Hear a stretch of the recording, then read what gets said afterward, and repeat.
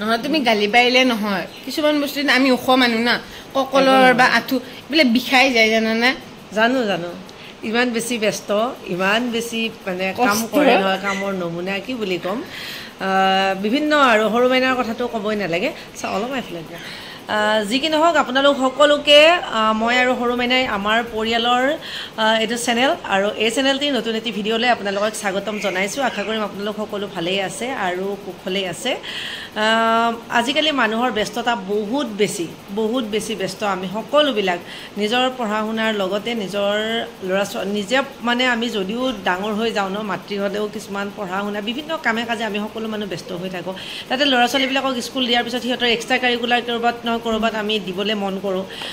তেনেকৈ আমি ব্যস্ত তাতে আকৌ আমাৰ লগত কিটচেনটো থাকে আৰু এক্সট্ৰা কাম কাজ কিমান থাকে কোনে কিমান কাম কৰে কামৰ সীমা সংখ্যা নাই কামৰ হিচাপ দি তাৰে শেষ কৰিব নোৱাৰে নহয় জানো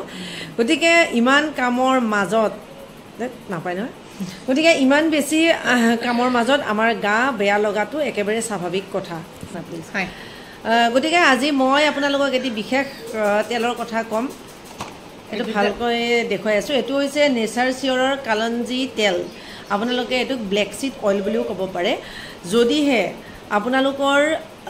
যিকোনো কাম কৰি থাকোঁতে হওক বা এইবিলাক অলপ বিষায় ন কেতিয়াবা মোৰ নিজৰো বিষায় সেইকাৰণে কৈছোঁ মই ইউজ কৰি ভাল পাইছোঁ এইটো ইউজ হৈ আছে এইকেইটা দিন পূৰা ইউজ হৈ আছে গতিকে মই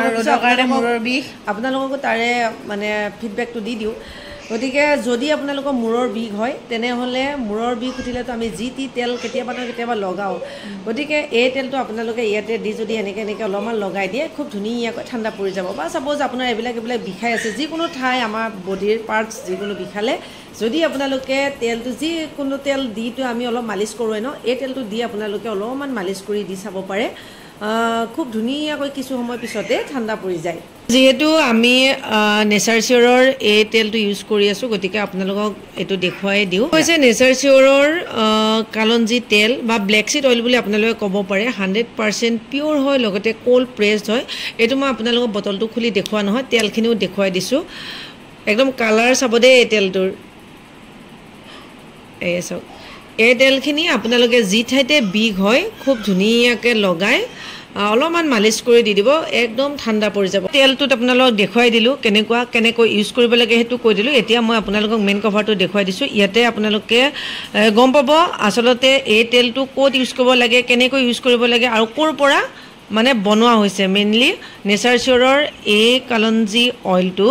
100% নেচাৰেল ইনগ্ৰিডিয়েণ্টছৰ জৰিয়তে বনোৱা হয় আৰু ইয়াৰে দাম হৈছে 309 যদি আপোনালোকে অনলাইন পাৰ্চেছ কৰে দামটো অলপমান কিবা পাৰ্চেণ্ট কেতিয়াবা ডিছকাউণ্ট পায় যিহেতু মই অনলাইন পাৰ্চেছ কৰিছোঁ গতিকে মই আপোনালোকক তাৰে লিংকটো ডেছক্ৰিপশ্যনত দি থৈ দিছোঁ তাৰ পৰাও ল'ব পাৰিব থেংক ইউ